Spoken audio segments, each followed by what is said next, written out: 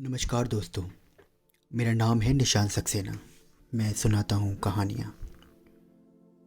आइए सुनते हैं आज की कहानी, जिसका शीर्षक है तेरी मेरी कहानी।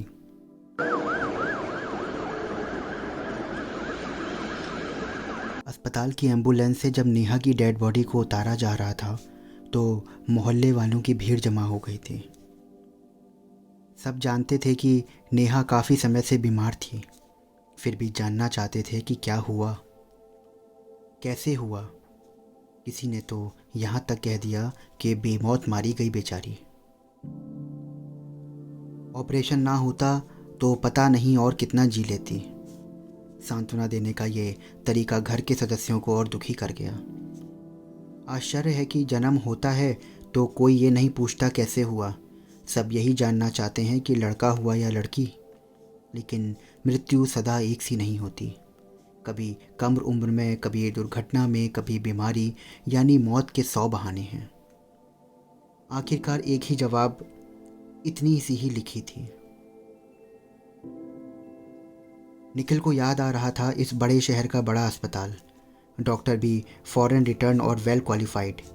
इसी बड़े अस्पताल में बहुत से परीक्षणों और एमआरआई के बाद नेहा की बीमारी डायग्नोस हुई थी। डॉक्टरी भाषा में मुंह का स्वाद कड़वा कर देने वाला अजीब सा नाम, CA साधारण बोलचाल की भाषा में फूड पाइप का कैंसर था। उसके खाने पीने में कठिनाई हुई, वजन कम होने लगा और उल्टियों को देखते हुए उनके निजी डॉक्टर ने केस इस बड़े अस्पताल में रेफर कर दिया था। 2-3 महीने की बीमारी बढ़ गई थी और डॉक्टरों के पास ऑपरेशन के सिवा कोई और विकल्प ना था। जब नेहा और निखिल माँ के साथ ऑपरेशन की तारीख लेने गए थे तो देखा कुछ पेशेंट्स के बाल उड़े हुए थे तो कुछ ने सर पे कपड़ा बांध रखा था। निखिल ने नेहा को छेड़ा। ओहो, तुम भी ऐसी हो जाओगी। नेहा ने जवाब दिया। तो क्या हुआ? तुम कौन सा मुझे ब्यूटी कॉन्टेस्ट में हिस्सा लेने के लिए भेज रहे हो? अरे नन्ही तो बन जाऊंगी। फिर एक खराब केस जब ओटी से निकला तो निखिल ने नेहा के कंधे पर हाथ रखकर कहा, चलो नेहा, वापस चलते हैं। अभी जैसी भी हो हमारे सामने तो हो। देख रही हो, इस परिवार ने पैसा भी लगाया लेकिन इनका पेशेंट फिर भी नहीं बचा। माँ भी उसकी बात से सहमत थी। उनका विचार था कि भगवान इतना निर्मम नहीं हो सकता। वह तेरी बेटी सलोनी की तो ज़रूर सोचेगा और रहम करेगा। मगर नेहा को तो एक ही जिद थी कि अगर जीना है तो स्वस्थ होकर क्यों ना जीऊं। अरे इस मरीज के परिवार वालों को ये संतोष तो होगा कि उन्होंने अपने घर के सदस्य के इलाज में कोई कमी नहीं रहने दी। सच कहूँ निखिल, तो अब मुझसे इस दर्द के साथ नहीं जिया जाता है।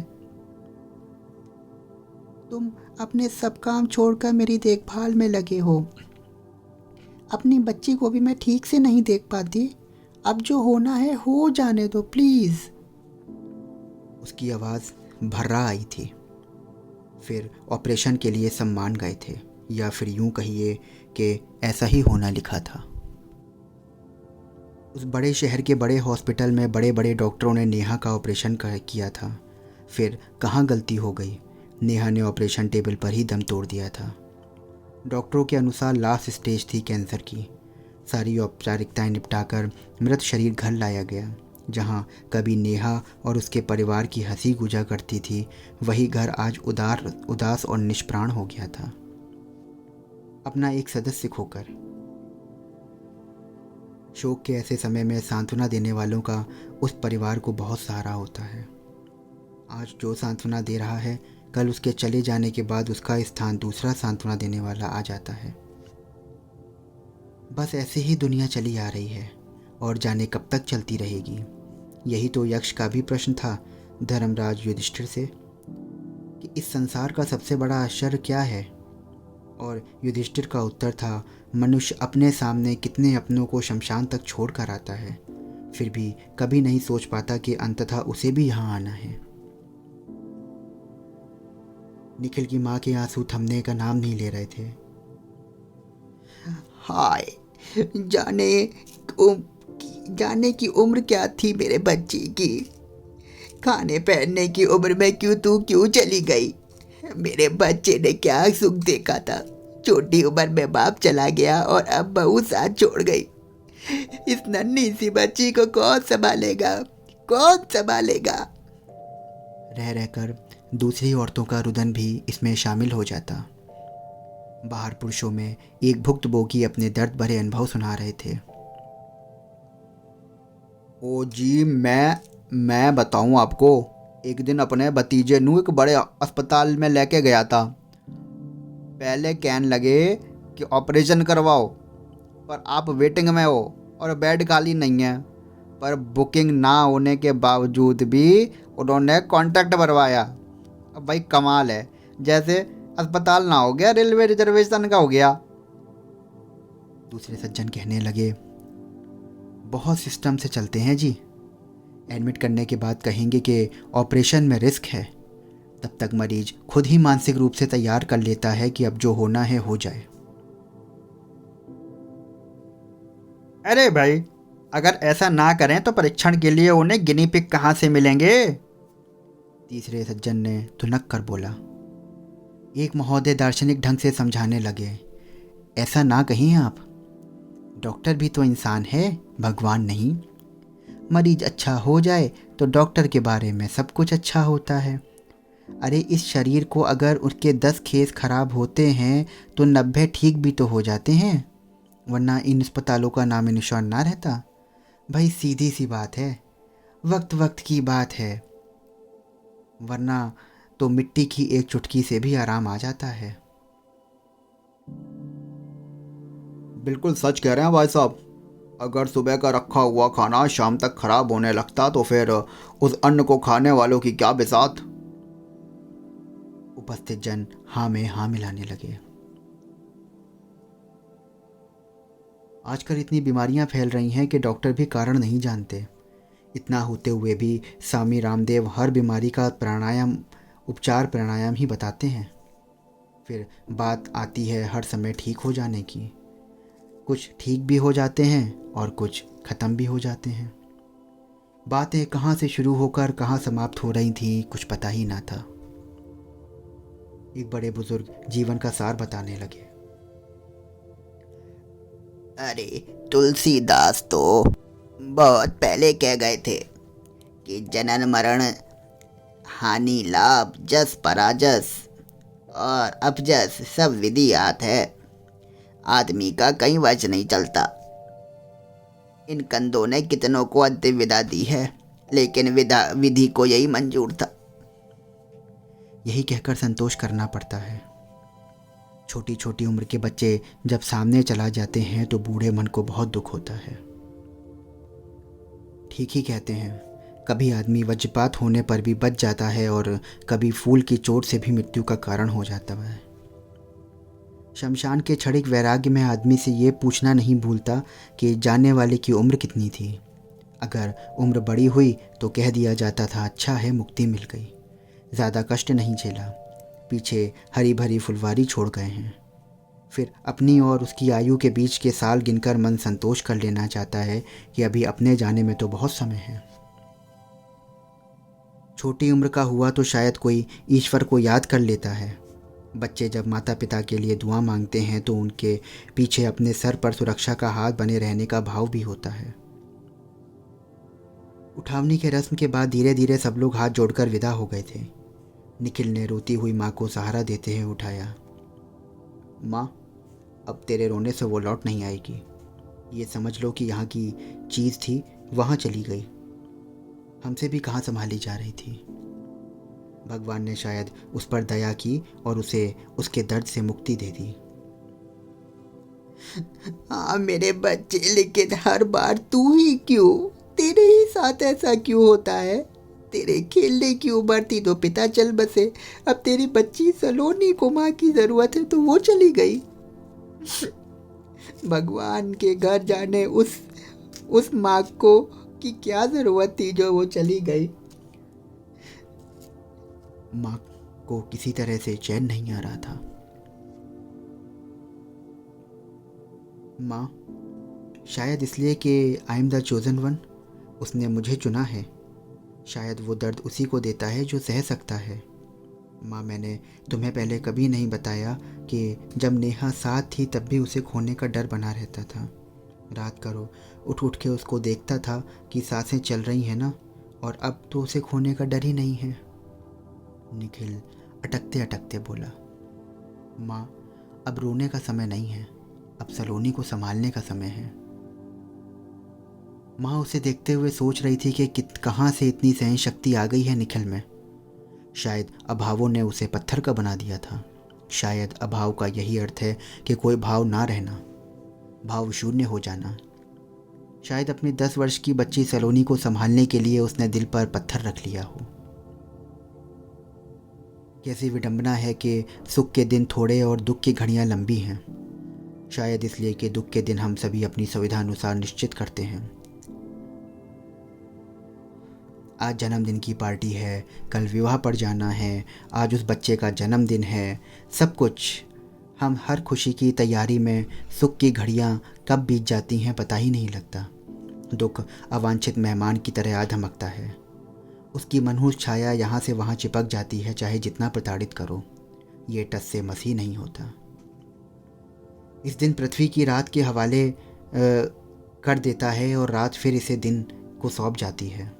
इसी तरह जीवन भी अपने ढर्रे पर चलने लगता है। सभी अपनी दिनचर्या पर लौट आते हैं और उसी तरह से निखिल के यहाँ भी सब अपनी जीवनचर्या पर लौट आए थे। निखिल का सुबह उठना, सैर पर जाना, आकर सलोनी को स्कूल के लिए तैयार करना और घर के कामों में नौकर का हाथ बटाना। उसे तो माता और पिता दोनों के कर्तव्य जो निभाने थे। सलोनी का ट्यूशन, कार्टून, माँ के सत्संग और ऊपर से सब सामान लगता था। लेकिन अंदर ही अंदर वो नेहा की कमी को महसूस कर रहा था। सलोनी भी गुमसुम हो गई थी। एक शाम वह टीवी देखते देखते सोफे पर सो गई थी। शाम को काम से लौटकर निखिल ने उसे सीधा करने की कोशिश करी तो उसे एक नम सा कागज़ मिला जो लिखते समय सलोनी के आंसुओं से भीग गया था। डॉक्टर अंकल, आपने मेरी मम्मी को क्यों मार दिया? दादी कहती हैं कि मम्मी भगवान के पास चली गई हैं। भगवान, आपने ऐसी दुनिया क्यों बनाई जिसमें मेरे पापा के पास अपने पापा नहीं है और मेरे पापा के पास मेरी मम्मी नहीं है? कितना अच्छा होता कि एक बार बनी हुई दुनिया फिर हमेशा वैसी ही रहती, यहाँ कोई ना मरता।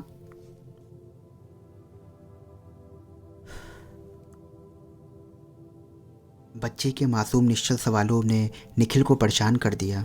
वो तो समझता था कि सब कुछ ठीक चल रहा है, अपनी बच्ची को इस सही देखभाल दे रहा है। उस दिन निखिल ने सबको लॉन्ग ड्राइव के लिए तैयार किया। रेड लाइट पर आसपास खड़े बच्चे कभी गाड़ी साफ करने के लिए, कभी भीख मांगने के लिए इकट्ठे हो जाते। ट्रैफिक कांस्टेबल हैवी ट्रैफिक को सिग्नल दे रहा था। इसी बीच एक छोटा सा कुत्ता कभी आगे बढ़ता तो कभी गाड़ियों का शोर। यह सब सलोनी भी देख रही थी। देख रही हो ना बेटा, भगवान ने दुनिया बनाई है हमें दिखाने और सिखाने के लिए। अगर सब कुछ एक जैसा रहता तो बोर होकर हम एक दूसरे का सर फोड़ देते। ये देखो, कुछ माँ बाप के बच्चे ही नहीं हैं और कुछ बच्चों के माँ बाप ही नहीं हैं। ये सोचो कि अगर तुम्हारी मम्मी बीमारी में ना मरती और किसी दुर्घटना में मारी जाती तो? ये सोचकर भगवान का धन्यवाद करो।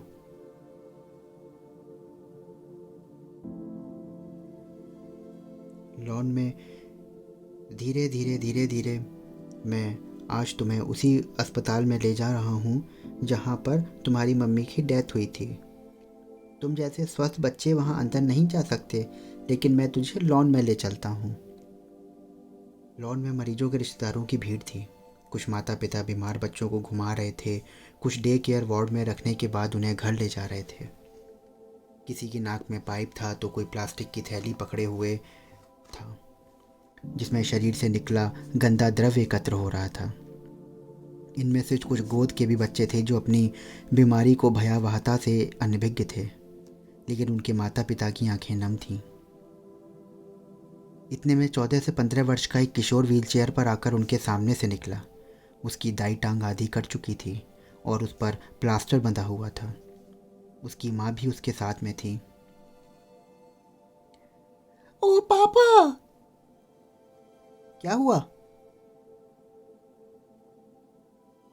सलोनी उसकी पीड़ा से आहत थी। उसने पूछा, आपको दर्द नहीं होता है भाई? आज लड़का बोला, पहले होता था मेरी बहना, लेकिन उस दर्द को मैंने ये कहकर भगा दिया कि मेरे पास तेरे लिए टाइम नहीं है। अभी तो मुझे जयपुर जाना है, नई टांग लगवा कर पैरों पे खड़े होना है। क्या हुआ जो एक टांग चली गई, मेरा बाकी शरीर तो सलामत है। सलोनी ने बड़े अपने मन से पूछा, आपका क्या नाम है भैया? अक्षय, जिसका कभी छः ना हो कभी ना मिटने वाला। चलो बाय। कहता हुआ वो अस्पताल के अंदर के वार्ड में चला गया। वापस आते हुए निखिल ने सलोनी को समझाया कि बेटे, अगर तुम्हारी मम्मा हमारे साथ होती तो दर्द में होती। क्या वो तुम्हें अच्छा लगता? अब वो हमारी याद में है, जहाँ हम उसको से मुस्कुराते देख सकते हैं। उसके जाने से ना दिन रुका ना रात रुकी, ना खाना पीना रुका। फिर जीवन कैसे रुक सकता है? अगर पपेट शो में एक जैसे पपेट हों तो तुम उसे देखने के लिए दोबारा जाओगी? नहीं ना। तो इसी तरह हम भगवान के हाथ के पपेट हैं, जो हमें नचा रहा है। तो इसलिए आज के बाद से हमेशा हंसती और मुस्कुराती रहना।